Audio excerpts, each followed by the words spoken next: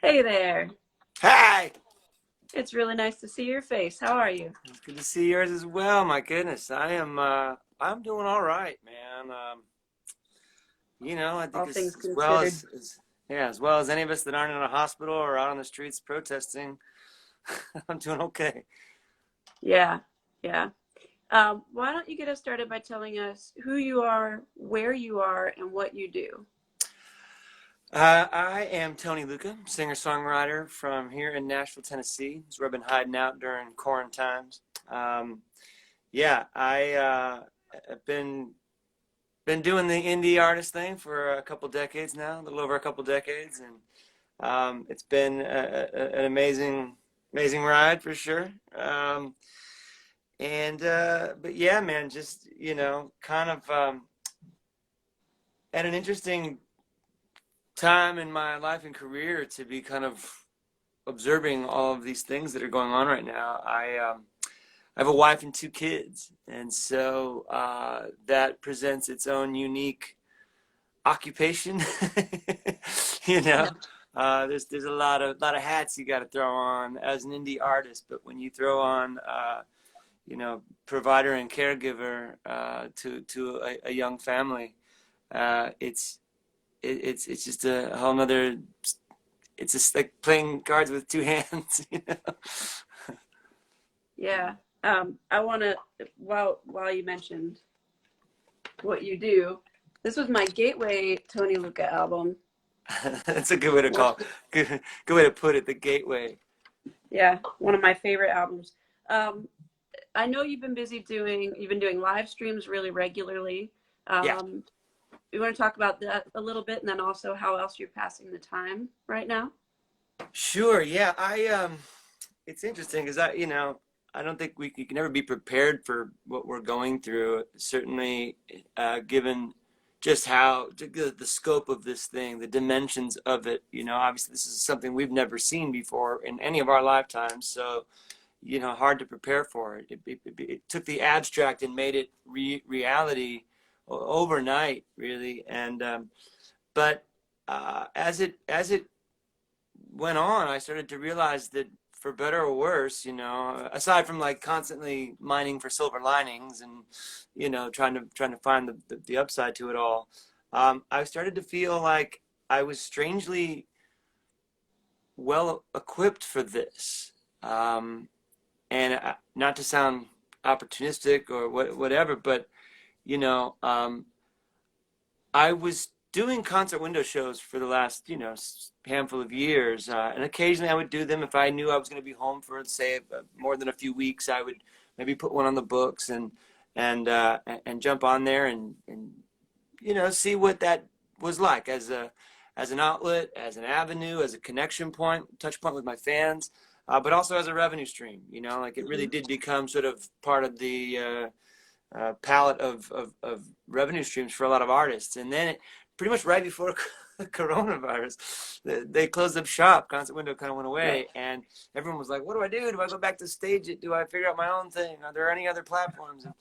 Um, and then I saw a couple friends just going straight to Facebook with it, and I was like, "Ah, man, I guess I could see what that looks like." And so starting January of this year, I thought maybe I could do it just once a month and brand it and come up with some kind of angle to it and called it First Wednesdays. I decided that every Wednesday of the first Wednesday of the month, I would do a live streaming show on Facebook and just kind of put up a virtual tip jar thing, I guess, and see, maybe record these shows and try to sell the recording and see if there was some value to this that would entice people, because again, without that third party interface, like the cool thing about Stage It and Concert Window, much like Kickstarter and other things, is that you can set up a shopping list of things that people can spend their tip money on.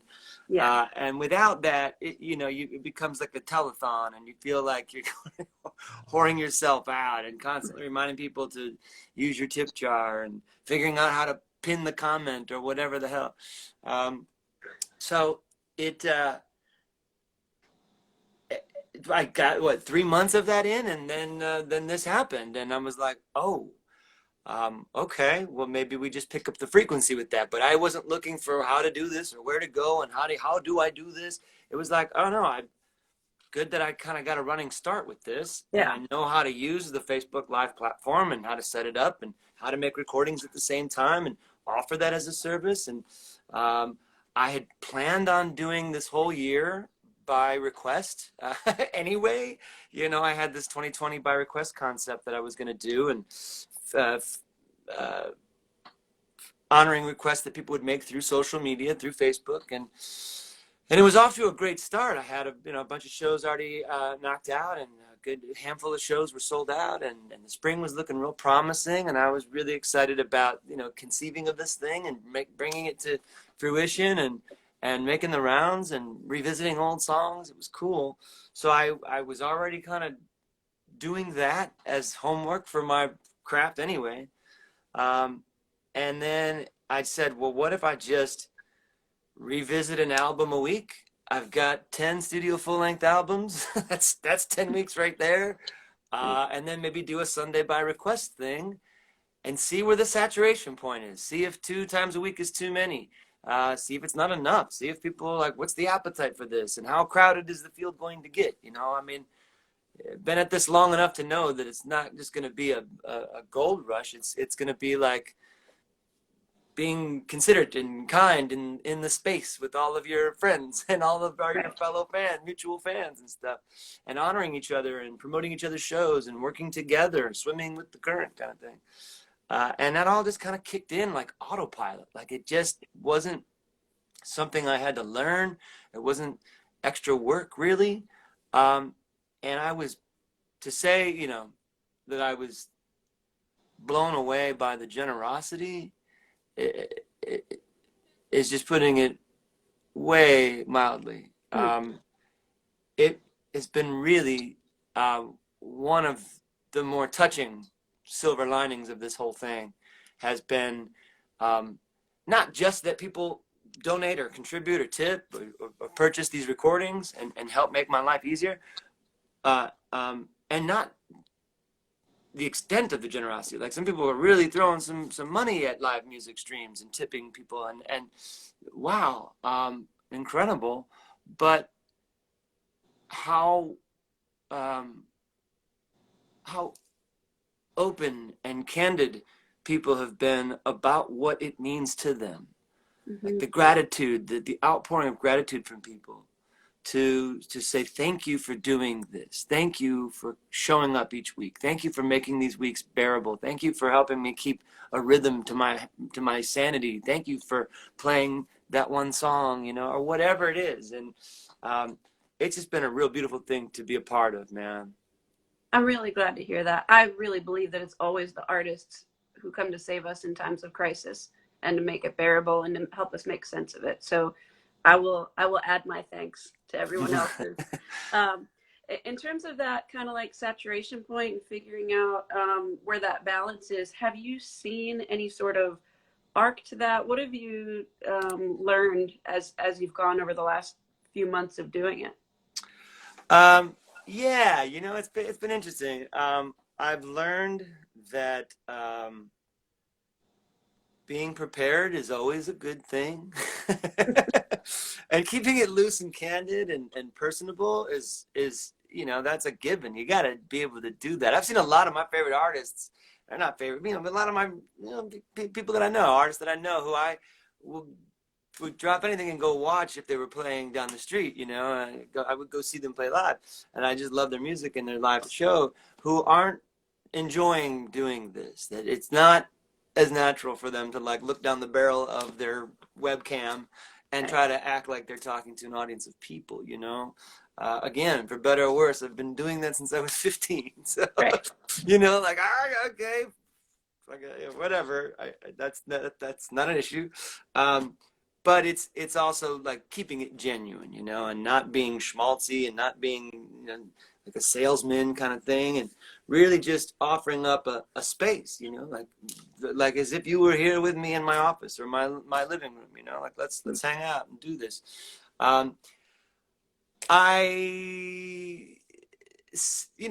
If I had to like really go crazy and game the analytics on this and see where the margins are, I could say that the highest attended show was and by attendance I mean like real-time views during the show, was the Canyon Songs show, which was my first one early in quarantine. So again, the field wasn't as crowded, so there's just a ton of X factors here.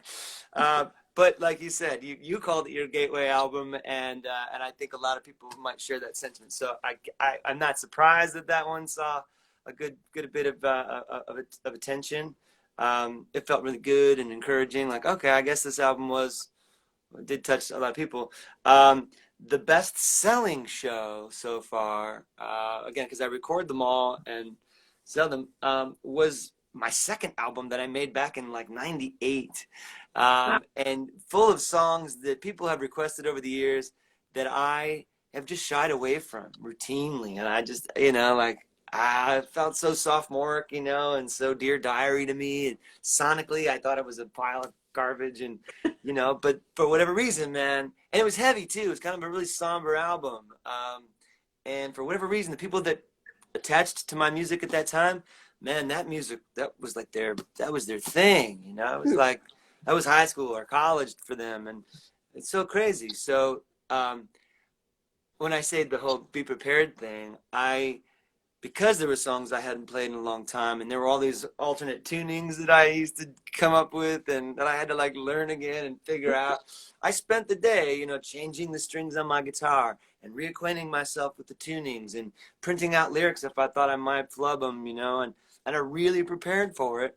And sonically, the recording and the performance of that show, it was like a turning point in this whole shutdown thing, because I was like, okay, that's that mutual fulfillment thing. Like, that felt good to me, to really put time into my craft for a night, to really put on a proper show. And I was rewarded with it by people saying, yeah, man, I want a copy of that. Send me a copy of that. Send me a copy of that. So that was cool. Like I maybe like out of just whatever, tongue-in-cheek banter during one show, I was like, I don't know if you guys want to, maybe come up with a drinking game or something, for these shows, just joking about how we're doing this. Hey, it's another Sunday. I don't know. Let's keep it interesting. Someone wants to come up with a drinking game. And so that became like, whenever I tune, whenever I mess up a lyric, whenever I cuss, whenever I drink, you drink. Like, it just became this thing that these girls from Ohio had come up with, and they made a graphic for it. They've sent it around. So now, like, there's this whole Tony Lucca Facebook live streaming drinking game. And that's ways fun to create community, though. Right, you're giving them a platform to do that. Yeah, and one thing that I kind of pointed out early on was we're all addicted to our social media metrics, like views, likes, shares, whatever. And the one thing that and I kind of got this from my friend Pat McGee, who he's like a Jedi master. He's really got so many of these aspects of being an indie guy and keeping your eyes and ears open to your community, both as the artist side and the fan side. He's had two really viable Kickstarter campaigns, but his more recent one was extremely successful. And I realized as he went, and this isn't really giving away the secrets, because if you go back and look at what he did, it's pretty obvious, because what he stressed about what he was going for wasn't the goal, the money goal. Like, he kind of assumed that was going to happen. You don't do a Kickstarter campaign without trusting that that's going to happen. But he also knew that it's not just an opportunity to hit the ATM from your fans and get money to go make a record or finish a record or what. It's an opportunity to create community. And so his goal, as he went throughout his 20 some odd days of stressing, hey, promote this, was he kept celebrating the number of backers. Yeah. He wasn't circling the total amount like, hey, we're almost there. I mean, he did, but he also was like, look at how many people are invested in this project, which inspired more people to be like, well, I want to be on Team Pat McGee. And so I, early on in this, really tried to encourage my fans to, the metric that I'm looking for are the comments. Like, I want to see you guys talking to each other. I want to see if we can't make this a thing that when this thing is all said and done, and we do get to meet up at these shows, that you're getting to see people that you hung out with twice a week online in a chat room on a Tony Lucca live stream, and now you're BS or whatever. And that has been pretty fun to watch. You know, because usually it's like, quit chatting it up. I'm trying to play, and if I see your comments, it throws me off. Or you know, especially, or let alone when you're at a live show and someone cracks out their phone and they're texting or doing something else while you're playing. It's offensive, you know. But here I'm like, no, this is what I want. You know, this is all weird to begin with. Let's make it a little less weird and be together. Yeah, and I think that's what the chat is really for. It's not like you can pay attention to it while you're playing. It's for the people to interact with each other. Yeah. And I love that. I love that approach. I want to ask too, since you were sort of uniquely prepared for this because you had already been doing some online stuff, how will you incorporate it moving forward? What will you do differently once we can go out and have in-person shows again? Is there anything that you're going to do differently or more of or less of that you didn't do before? It's a great question. I don't know. I think, I mean, specifically, I imagine that this is going to be probably a permanent piece of my pie-graph moving forward is you know, live streaming shows, because even though, you know, our governmental leaders and people are saying we can do X, Y, and Z per whatever phase our community is in this reopening, I know that there are a lot of people, and my family included, you know, that just, hey, I don't need a government official to tell me I can go out of the house and go back to a restaurant now. I'm just not going to go to a restaurant right now. Right. You know, and there's going to be a lot of caution going forward. And so I think it's be wise for every artist to, maybe this isn't your cup of tea. Maybe you don't like this space a whole lot. You should still get to like it, get to know it, get to know the technology enough to do it, get to find a way to make your thing, and find that genuine connection in this otherwise super contrived space. It's kind of advantageous to all of us that we do. Yeah. But I think what I'm learning is, or maybe what I'm wishing I had more of, is songs of healing, you know, songs of, because I've got a couple new ones, you know, that have been written during quarantine times, and you play them for people, and it's just like, yeah, I have felt numerous times during this whole thing, very self-important, you know, which in the business of being what you do, you know, as Tony Lucca, that's my brand, that's who I am, that's what I do. It's always self-important. It's always got a little bit of that going on. And, you know, you got to keep a healthy balance of that, you know, to steer clear of the inherent, inevitable narcissism and egocentrism. But personally, on a musical level, you know, playing all of my Sad Bastard, Woe Is Me, Strum, Strum, Strum, you know, songs has felt a little like, there's got to be a little more that I could be saying right now. There's probably something a little stronger that I could be offering to these people. And like I said, then I'm reaffirmed in the other direction by someone's feedback about, like, that song got me through, I don't know why, that breakup song got me through my cancer, whatever. Like, whoa, okay, silly me, you know, what do I know? Here I'm thinking, you know, this over here. Of course, artists are our worst critics, but, you know, just in general, I think, to answer your really good question, I think I've personally become more inspired to write bigger, stronger songs that kind of reach us all. And I think, like, especially now that we've taken this, you know, I'll see your COVID-19 and I'll raise you civil unrest in the streets and police brutality and injustice and insanity coast to freaking coast, and in an election year. You know, like, come on, it's time to pony up for us songwriters, you know, and not to put all the onus on us, but like you said, you know, if you're paying attention, if you are banking on this connection with people to tune in and respond and feel like part of a community. It's irresponsible to not, you know, none of us have the answers. Like some of us have a clear sense of what's going on and a little more historical context with which to pull our inspiration from.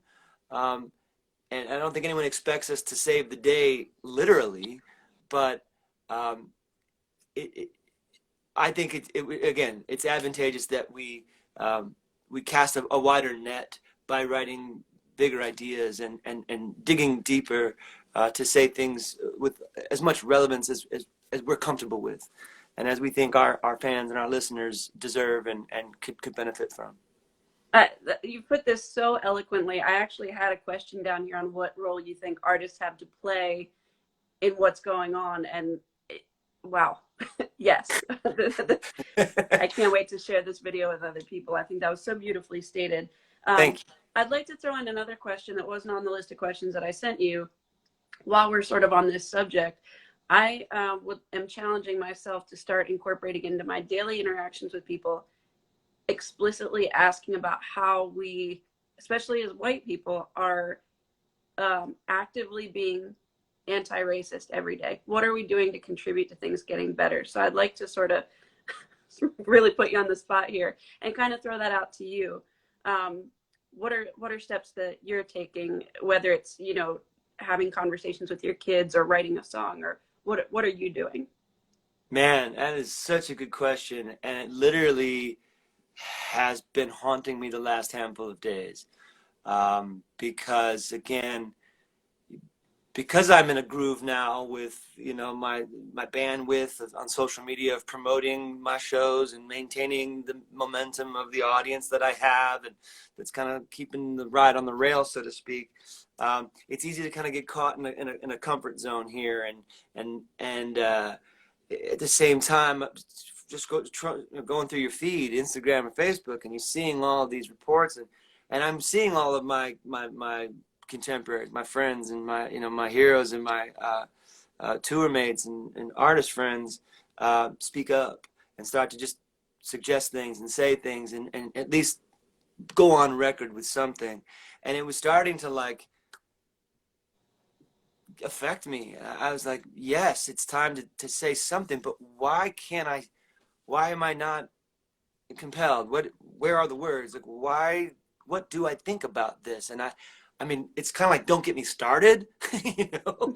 But at the same time, I realized, like, maybe because I'm just older and I've been outspoken before, and I've said things in songs that maybe I could have tucked in a little more, and maybe I didn't have the poetic license that I thought I had, and I said too much, and I got some backlash for it, or people kind of made clear, like, hey, X, Y, and Z. I this morning finally posted something on Instagram, and it was something to the effect of, like, I pray that my lack of words right now will make me a better listener. Almost as a step one to your question. Like, my first step was to say something, to go on record, to reach out and be mindful in the space that everyone's sharing right now, not tuck my head in the sand and continue to just promote my shows like nothing's going on. But I offered a confession that, like, I'm at a loss of words. I don't know what to say right now. I'm so sad. I'm so angry. I'm so tired of being both of those things about this issue. And I know I'm just one of millions of voices that have that at least to say, but I'm not going to be the one that needs the soapbox right now. I don't need to be the one out there overstating things. So maybe for me, step one is to just jump out there and say, I don't know what to say. I want to be a better listener, but to my brothers and sisters of color and the victims of chronic police brutality, I stand with you, and I'm here for you. And that's it. That's really all I've got today. And I hope that's, you know, not trying to dip out and shy away from really taking things on, but I think it is important that we say something. But I think your suggestions are really spot on as well. Um, uh, Talking to your kids about it, man. As a parent, you understand that. It sounds cliche, but I believe the children are the future. They most certainly are, and I think about why do I have my social racial biases that I have? Well, because my mom, when I was a kid, took me downtown Detroit all the time, and we celebrated, Black culture, and it was a source of pride in our family that we weren't prejudiced, that we loved everyone equally, and but I was taught that, and certainly living in Tennessee and being in the South now, I mean, I see people in various generations, even the younger generation, still like, man, just no different than me, in that they were shown that this is what's acceptable and tolerable, and this is what is right in the eyes of those who reared them.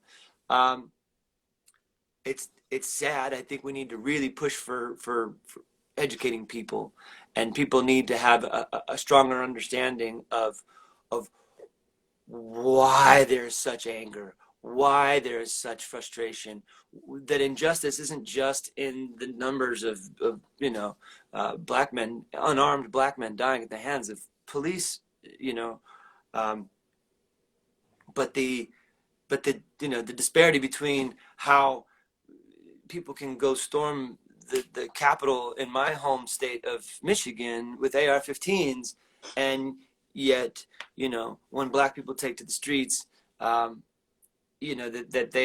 they're being unruly, and that they're being this or that, and my God, imagine if a bunch of black dudes with AR-15s stormed the Capitol, you know, uh, not gonna happen. No way under the sun is that gonna happen. Well, let's just start there. Why? Why is that never going to happen?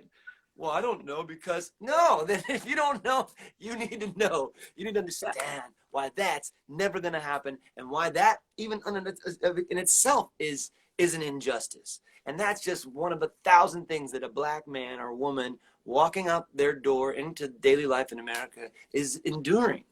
It just goes on and on. And so, yeah, like my buddy Ernie Halter, he posted something about, like, he finally went on record and kind of came out and said, all right, I don't want to say anything because I don't know what to say, but, like, maybe I'll just start with my kids, and what this has meant for me as a parent with young kids in these days, and what it entails for me to educate and inform them of why this is. I have to, when they ask me, well, what happened to those people? Yeah. Alusha? Um, what happened? Creeping up just a little bit here. Oh no. Is it me or you? Might be me. I can hear you. Oh no. I think we're all right now. I think we're okay. Can you hear me? I can, yeah, you're fine. Okay. That when the kids ask, what happened to those people that did that? Were they in trouble? Did they go to jail? No. Well, did they change the laws after that? No. How do you, like, that's a problem. It's a big problem.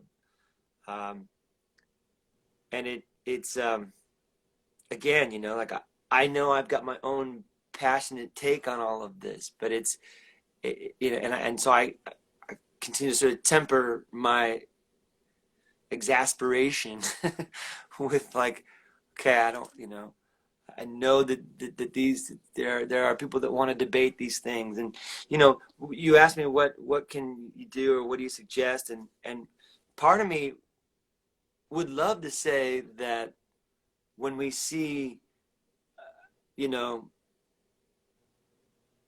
ignorance on social media, in comments and things, people, friends of ours, post something, and then an argument ensues in the comments of a post,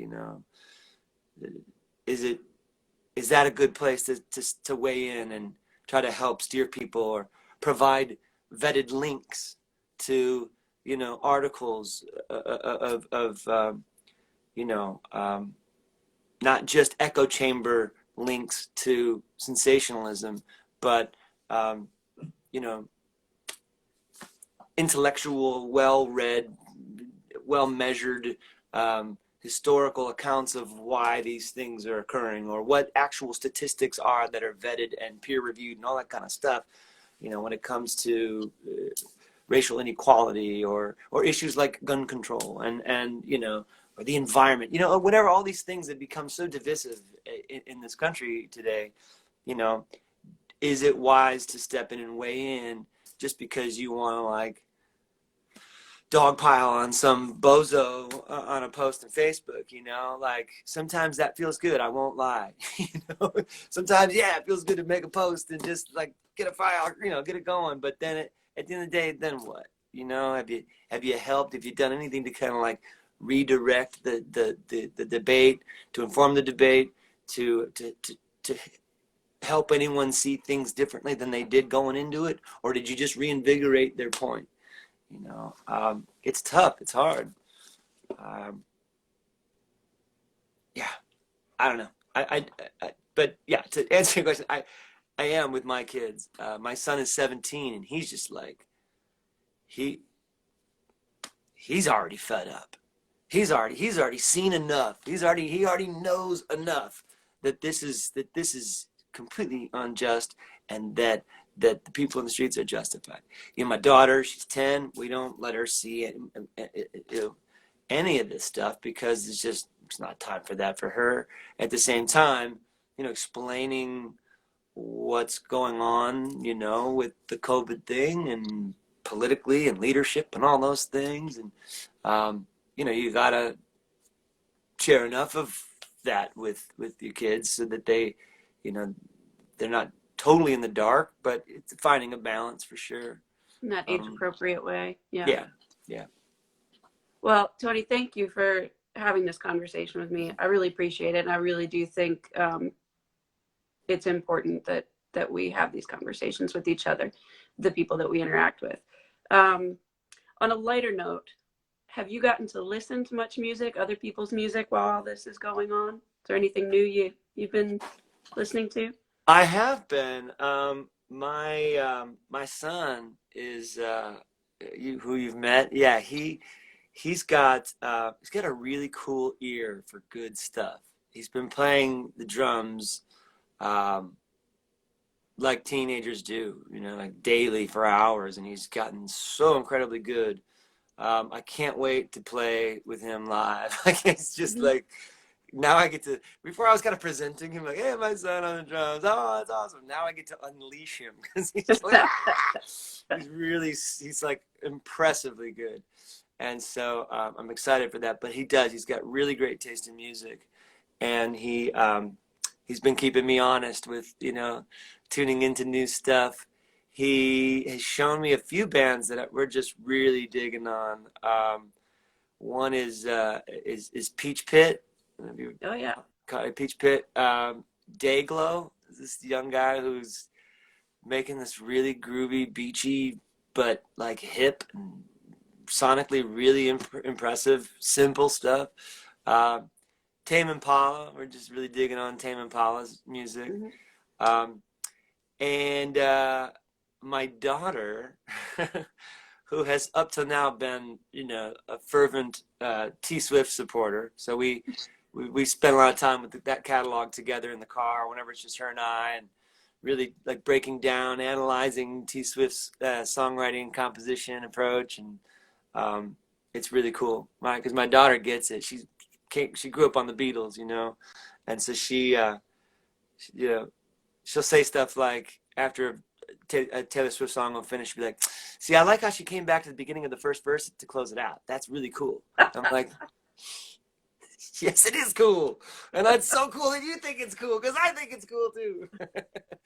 But we recently, she fell into the Selena Gomez's new album, Rare. Hmm. And I never in a million years would like, oh yeah, let's rock that new Selena Gomez record. But we put it on when we're cooking and baking and making dinner, and I absolutely love it. I just love it. It's such a good record. It's just been fun as hell to like, spend time with each kid, doing things, and like my son's taste in music is so cool that even when it is all four of us in the car driving, to go for a hike or something, and usually the kids want to take turns picking songs, but he just picks such cool stuff that even my daughter's like, yeah, you know. This So is that's why good. we have children.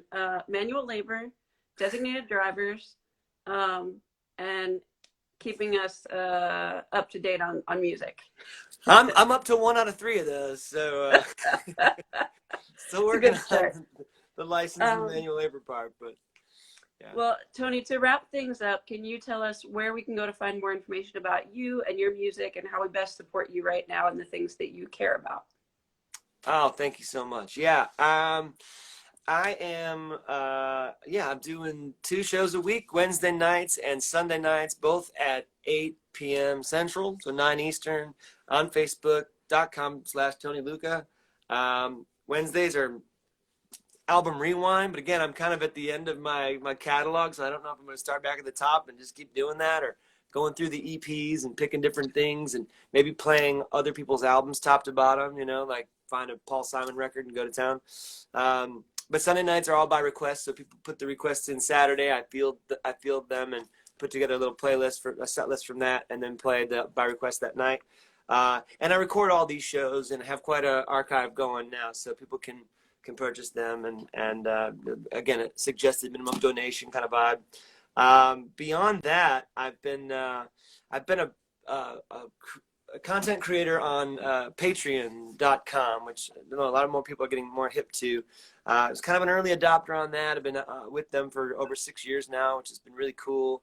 It's been a lifeline for sure, but it's been really fun during quarantine times because I've been trying to find new ways to really maintain that connection with those guys, because usually when I'm on tour, I set up pre-show hangs with my patrons where we can kind of like do a private thing backstage in the green room or whatever.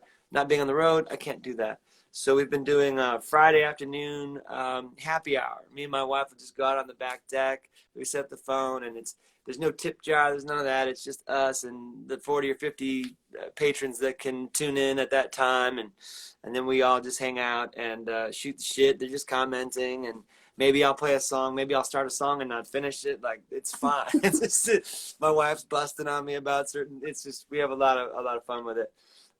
So that's been cool, and becoming a patron is pretty simple, and again, similar to all these sort of artist crowdfunding things, there's tiers that you can get involved with and different reward structures and things. But even for like $1 a month, you can get in on it, and I donate money each month to Charity Water, which is a pretty cool international effort to bring clean drinking water to the reaches of the world that don't get it. Mm-hmm. And that's been pretty cool. And so, but yeah, as things get a little hairier here at home, and certainly in the wake of COVID and now all this sort of civil unrest stuff, I've been kind of debating whether or not to bring a little more of those resources closer to home, and find more local aspects to benefit. But yeah, that's kind of about it. TonyLucca.com is still alive and well. It's 22 years old now. Wow. Awesome. You mentioned Paul Simon, and it made me remember that when you were here, it would have been about a year ago because it was Mother's Day weekend. Yeah. When you and your son were here, you played on my piano, Still Crazy After All These Years. Yeah, check it out. Well, you can't really see it with the reflection, but that right there is the Still Crazy After All These Years album. Wow. The album cover framed. It's just been like one of my favorite albums since I was 4 or 5 years old. Kind of bizarre, but yeah, I love that one. Cool. Well, I thank you so much for taking some time to talk to me and to go a little deeper than maybe what we had initially intended. for anybody who's listening, I do these on the hour every Sunday at 2 o'clock Eastern. I'll be talking to Aaron Goldstein, who is in Toronto, pedal steel player. And then I'll have another one at 3 with a friend in Austin, Texas. And we'll keep doing it at least a couple more Sundays. So thank you again, Tony, so much. Thank really you. Appreciate getting to spend some time with you. This is a really cool thing that you're doing, and as are all the things that you do up there. It's very intentional and conscious, and artist friendly and artist community friendly, and it's a really wonderful service. So thank you for this. Thank you so much, and I hope you and your family continue to be well. Please say hello to your son for me. I will. And I hope we get to host you in person again sometime before too much more time has passed. I know. All right. Take care. Take care. Thank you. See you.